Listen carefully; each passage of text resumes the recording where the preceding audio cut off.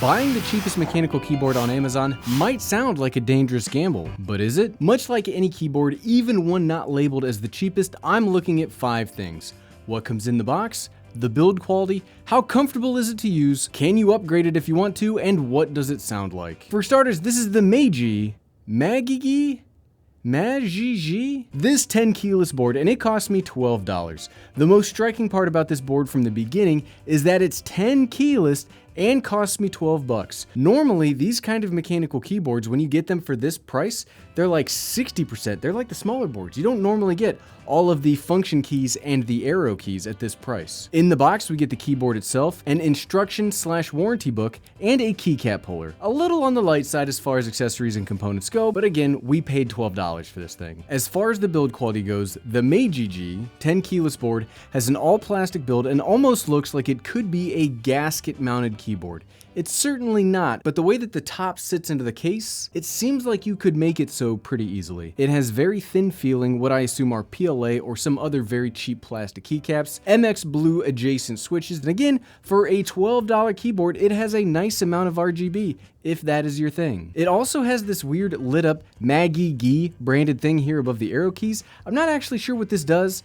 but it does look like it has functions that will light up. Hey, it's Editing Gary here real quick, and I wanted to make a quick note that I did figure out that if you press the function and the Windows key, you can actually get this to turn on Windows lock, and you will get the W to light up here. For the A though, I don't know what this does. I've tried every key on this board, and I cannot get this A to light up, so it does something, I just don't know what it does. Okay, back to the video. Overall, I don't hate the build quality of this keyboard. The keycaps feel kind of loose and they aren't the greatest thing I've ever seen, but again, we have to remember what we paid for the overall board. I think with the money you saved buying this, you could easily get yourself another set of keycaps and you would be totally set. Yes, it's all plastic, but at this price point, you are getting all plastic. I actually typed this entire script on the Mage G Mark I, and from a comfort perspective, when combined with a decent wrist rest, it's not too bad. I think it's laid out very comfortably and the angle of typing is not too aggressive or offensive to my hands. It also has the standard feet on the bottom of the case if you do want it to be a little higher up and at more steep of an angle, but I did have a little bit of upper hand feeling strain when I had it set to that highest limit, so for the majority of my time typing with the Mark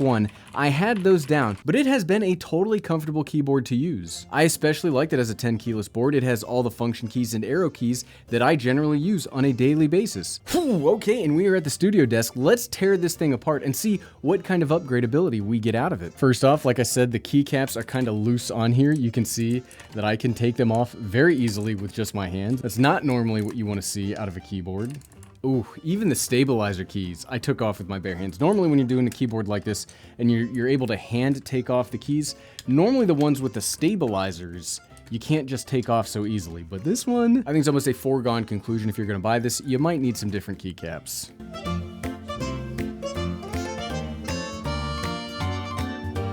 It was very easy to take the keycaps apart, so, I mean, there's some like ping in there, but it's actually a pretty heavy and dense keyboard already. Are these hot swappable? I don't think so. All right, nope, I do not think the switches are hot swappable. I didn't expect them to be. The selling page on Amazon did not say hot swap, but I've been surprised in the past where it didn't say it was hot swappable and then it showed up here and it was hot swappable.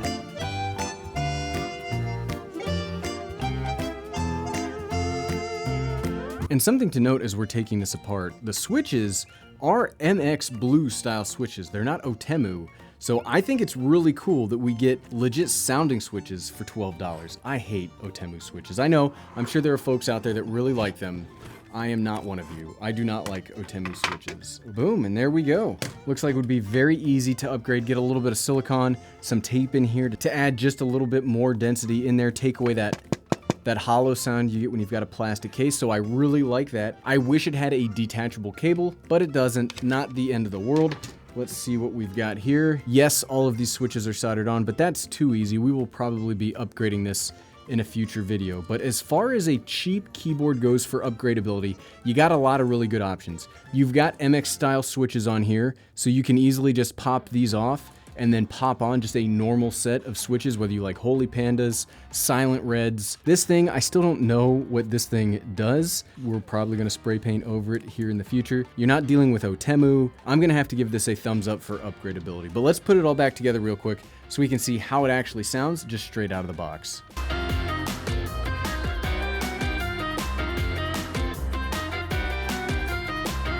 And we've got it back together. Now, I may not like how loose these keycaps feel when you're typing on it, but putting it back together, I love look how easy that was. Okay, but how does it sound?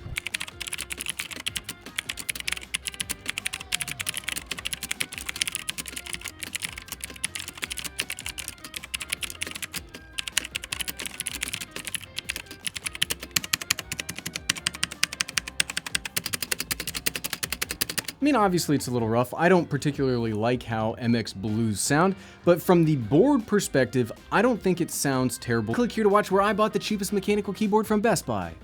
Thanks for watching.